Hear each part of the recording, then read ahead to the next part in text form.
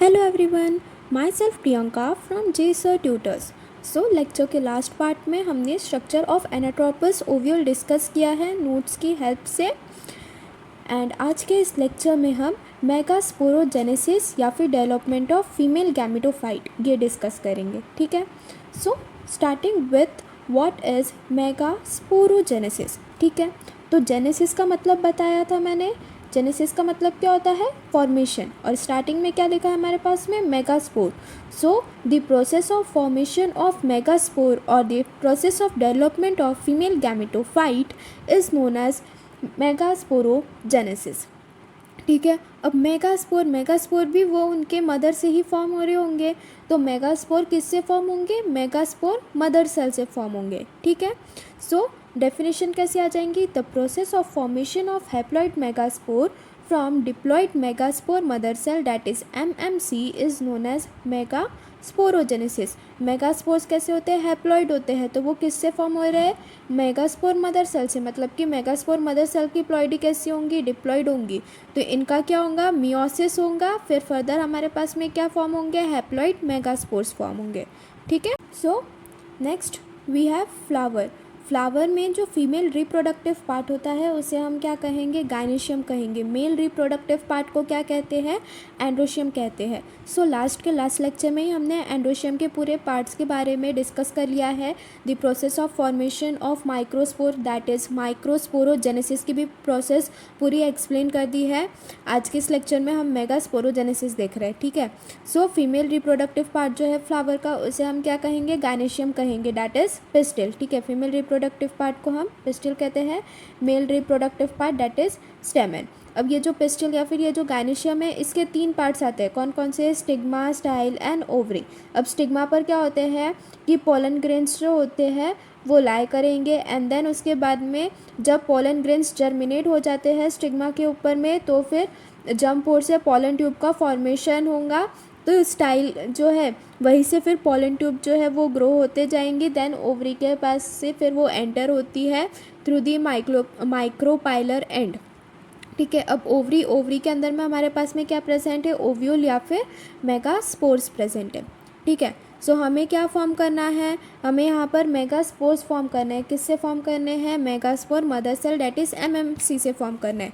But ये जो megaspore mother cells होते हैं ये मेगास्पोर मदर सेल्स ही किससे फॉर्म होते हैं? सबसे पहले आर्किस्पोरियल सेल्स से फॉर्म होते हैं। आर्किस्पोरियल सेल्स कैसे होते हैं? हाइपोडर्मल इन ओरिजिन है। मतलब कि एपिडर्मिस वाला तो वो मतलब जो स्किन का लेयर आता था, जो top most layer, first layer of the skin, उसे हम एपिडर्मिस कहते थे। हाइपोडर्मिस जो नीचे वाला लेयर होता है थोड़ा, उसे हम क्या कहेंगे? हाइपोडर्मिस कहते हैं।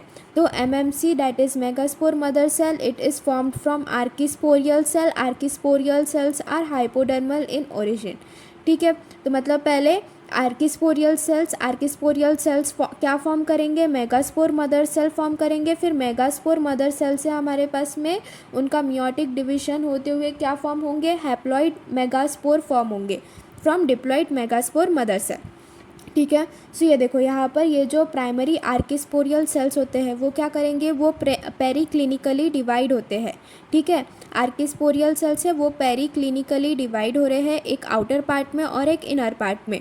तो आउटर पार्ट को हम लोग क्या कहते हैं? प्राइमरी पेराइटल सेल फॉर्म करता है और जो इनर पार्ट होता है वो क्या फॉर्म करेगा? प्राइमरी स्पोरोजिनस सेल फॉर्म करेगा। अब ये जो पेराइटल सेल्स है वो फिर फर्दर डिवाइड हो भी सकते हैं या फिर नहीं भी हो सकते हैं। बट ये जो स्पोरोजिनस सेल्स होते हैं वो फर्दर डिवाइड नहीं होते।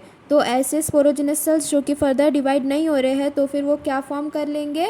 मेगास्पोर मदर सेल फॉर्म कर लेंगे। ठीक है, ऐसे स्पोरोजिनस सेल जो कि फर्दर डिवाइड नहीं हो पा रहे हैं तो वो क्या फॉर्म करेंगे? मेगास्पोर मदर सेल फॉर्म करेंगे, जिसकी प्लॉइडी कैसी हो गई? 2n हो गई। ठीक है, next we have this diagrammatic representation. So ये देखो हमारा यहाँ पर आर्किस्पोरियल सेल से मेगास्पोर मदर सेल फॉर्म हो गया, उसकी प्लॉइडी कितनी है? 2n है। अब इसका हम लोग मियोटिक डिवीजन करेंगे तभी हमारे पास में मेगास्पोर का फॉर्मेशन होगा। ठीक है, सो ये जो मेगास्पोर मदर सेल है उसका मियोटिक डिवीजन हुआ तो यहाँ पर हमारे पास में लीनियर टेट्राइड का फॉर्मेशन हो गया। ठीक है, लीनियर का मतलब क्या हो गया? कि वो एक ही लाइन में अरेंज है। ठीक है, तो अब यहाँ पर लीनियर टेट्राइड का फॉर्म हो गया। यहाँ पर टेट्राइड मतलब कि 4 डिफरेंट टाइप्स ऑफ सेल्स यहाँ पर फॉर्म हो गए हैं।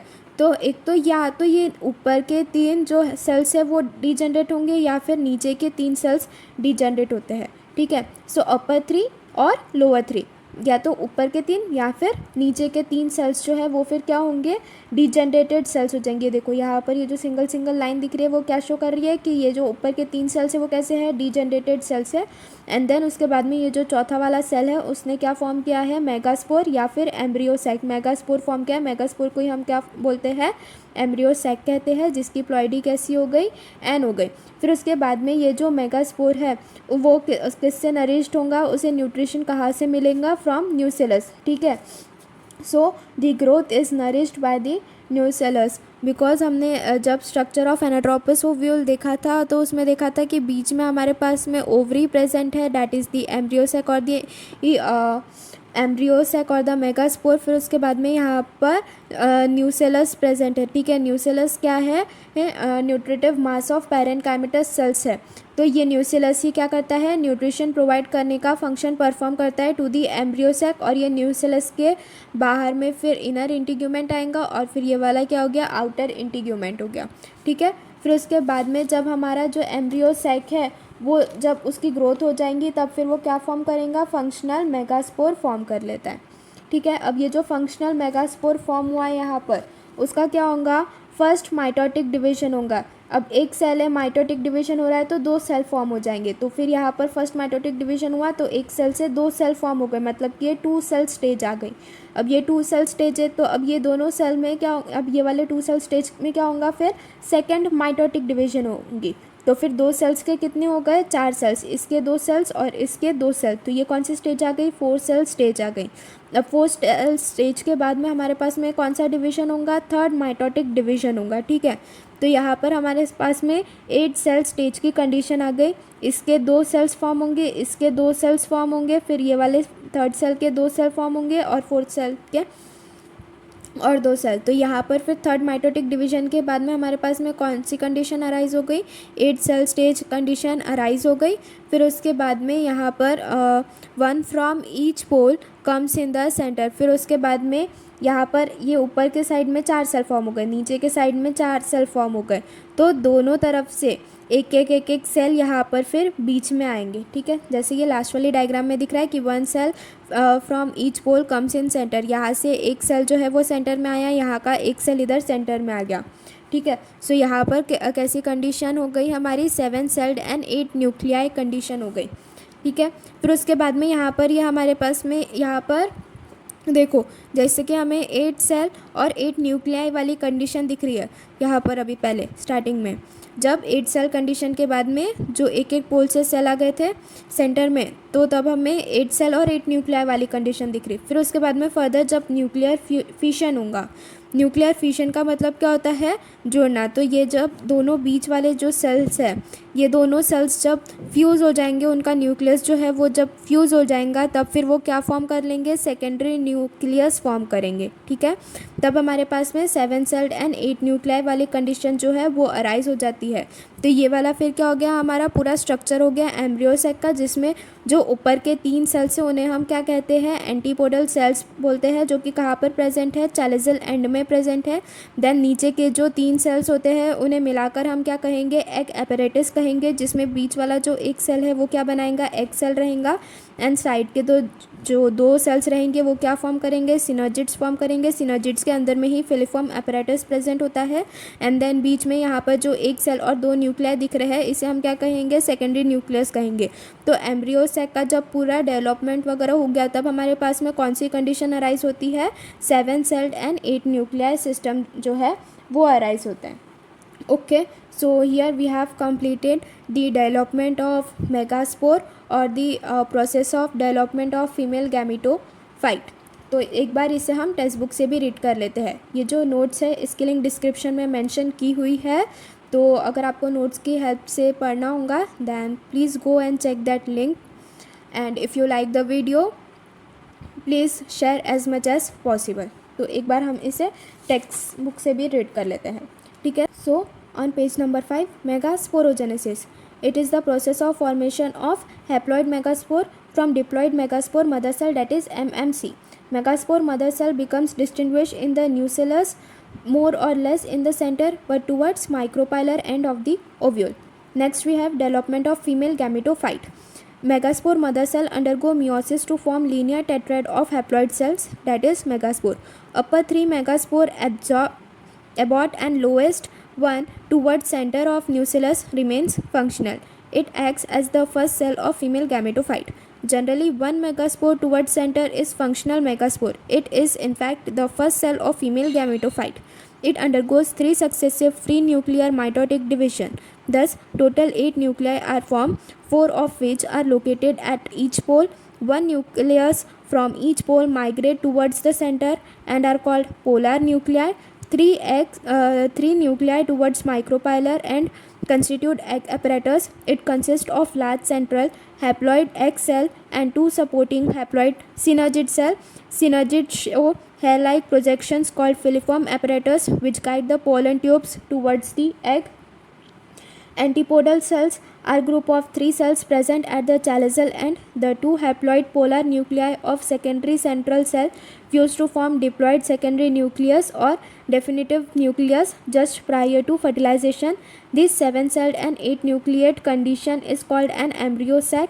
This method of embryo sac development from a single megaspore is described as monosporic development. तो यहाँ पर ये वाली डेफिनेशन इम्पॉर्टेंट हो जाती है कि मोनोस्पोरिक डेवलपमेंट क्या होता है. The process of development of और the method of development of embryo sac from a single megaspore. The process of development of embryo sac from a single megaspore is known as monosporic development. Mono का मतलब single, sporic का मतलब क्या हो रहा है कि हम लोग यहाँ पर मेगास्पोर का डेवलपमेंट कर रहे हैं. तो किससे? एम्ब्रियो सेक के डेवलपमेंट से ही हमारे पास में एम्ब्रियो सेक का ही डेवलपमेंट हो रहा है. किससे? मेगास्पोर से हो रहा है. ठीक है, लेकिन एक सिंगल मेगास्पोर से हो रहा है, तो इसलिए उसे हमने क्या कहा है? मोनोस्पोरिक डेवलपमेंट का. In angiosperms this development of female gametophyte is endosporous that is within the megaspore.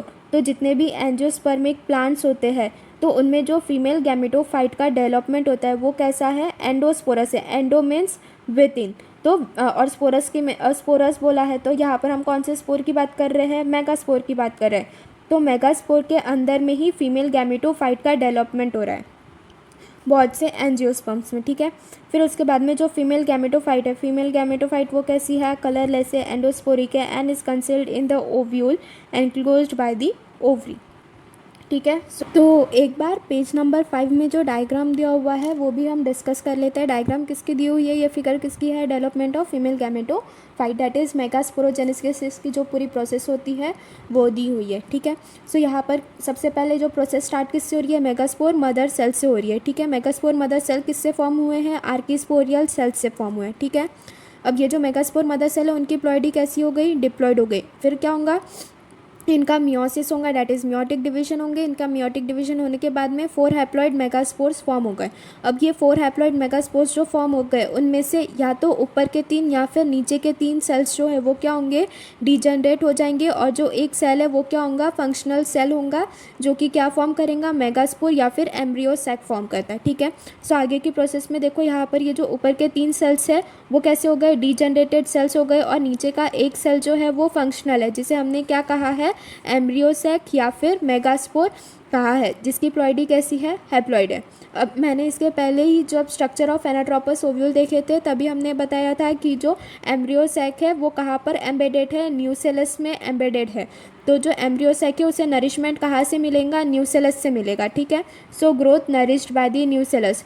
फिर जब एम्ब्रियो सैक की ग्रोथ हो जाएंगी तो फिर यहाँ पर ये बड़ा वाला embryo sac that is mature megaspore form हो जाएगा. तो फिर उसके बाद में यहाँ पर इसकी फर्स्ट माइटोटिक डिवीजन होंगी. फर्स्ट माइटोटिक डिवीजन होने के बाद में क्या होता है? माइटोसिस. माइटोसिस में एक सेल के 2 सेल फॉर्म होते हैं, 1 से 2 सेल फॉर्म होते हैं. ठीक है, तो यहाँ पर 1 सेल था, 1 सेल का 2 सेल हो गया. देन उसके बाद में फर्दर फिर सेकंड माइटोटिक डिवीजन हुआ. सेकंड माइटोटिक डिवीजन में 2 सेल से 4 सेल स्टेज की कंडीशन आ गई. अब फिर थर्ड माइटोटिक डिवीजन होगा इसका. जब थर्ड माइटोटिक डिवीजन हुआ तब 4 सेल से फिर 8 सेल्स स्टेज की कंडीशन आ गई, डैट इज़ 8 सेल्ड स्टेज की कंडीशन अराइज हो गई। सबसे पहली बात हमारे पास में 2 सेल स्टेज कंडीशन आई, देन 4 सेल स्टेज कंडीशन आई, फिर उसके बाद में 8 सेल स्टेज कंडीशन आई। 8 सेल स्टेज में हमारे पास में जो एक एक सेल्स यहाँ पर कॉर्नर पर प्रेजेंट थे वो फिर फर्दर मूव करेंगे टूवर्ड्स दी सेंटर। फिर उसके बाद में ये देखो धीरे धीरे ये सेंटर की तरफ मूव होने लग गए। तो ऊपर अपवर्ड एंड पर जो सेल्स प्रेजेंट है उन्हें हम क्या कहेंगे, एंटीपोडल सेल्स कहेंगे, जो कि चैलेजल एंड के पास में प्रेजेंट होते हैं। एंड नीचे डाउनवर्ड में जो सेल्स प्रेजेंट है उन्हें हम क्या कहेंगे, एग एपरेटस कहेंगे, जिसमें से ये जो बीच वाला सेल दिख रहा है वो क्या है, एग है, that is female gametophyte. And उसके बाजू में जो 2 सेल्स प्रेजेंट है वो क्या है, सिनर्जिड्स है। सिनर्जिड्स के अंदर में ही फिलिफॉर्म एपरेटस प्रेजेंट होता है which guide the pollen tube towards the egg. फिर उसके बाद में बीच में ये जो 2 सेल्स दिख रहे हैं वो क्या है, दो पोलर न्यूक्लिया है। फिर ये जो 2 पोलर न्यूक्लिया है उनका न्यूक्लियर फ्यूशन होगा, न्यूक्लियर फ्यूशन हुआ तो फिर वो दोनों कैसे हो गए, फिर हमारे पास में 7 सेल्ड और 8 न्यूक्लियर कंडीशन अराइज हो गई। Mature embryo sac that is female gametophyte just before fertilisation 7 cells present, 7 nuclei present and 6 are haploid, 1 is diploid. मतलब कि यहाँ पर हमारे पास में 7 सेल्ड और 8 न्यूक्लियाई की कंडीशन अराइज होती है। ये वाला ये 8 न्यूक्लियाई हो गई, 1 2 3 4 5 6, और ये एक बड़ा वाला 7 सेल हो गए, और यहाँ के 3 3 6 न्यूक्लियाई 7 और ये एक 8। तो कितने कैसे कंडीशन हो गई, मैच्योर एम्ब्रियोसैक की 7 celled and 8 nuclei condition arise हो गई। ठीक है, so here we have completed our female gametophyte of a flowering plant. So if you like the video, please like, share and subscribe our channel, and if you are having any queries then do message in the comment box. Thank you.